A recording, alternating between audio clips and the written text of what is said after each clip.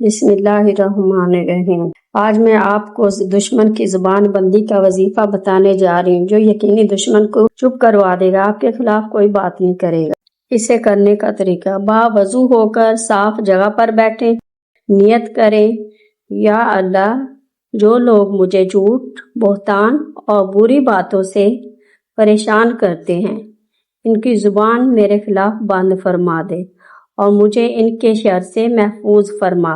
اور یہ صرف اچھی نیت کے ساتھ کرنا ہے، بری نیت سے کریں گے یا کسی پر برے طریقے سے یہ عمل کریں گے تو الٹا آپ کو اس کا نقصان ہوگا۔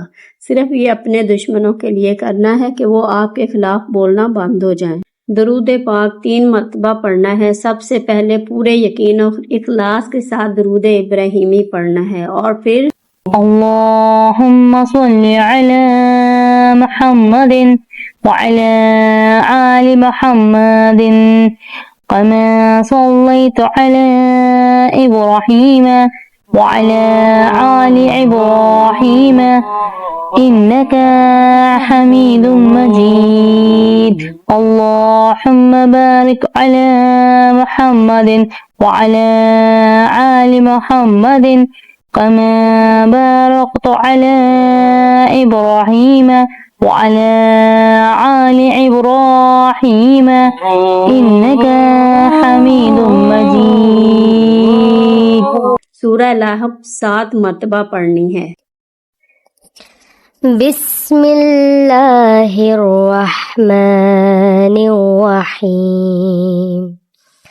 تبت یدا ابی لہب وتب ما اغنى عنه ماله وما كسب سيصلى نارا ذات لهب وامرأته حمالة الحطب في جيدها حبل من مسد۔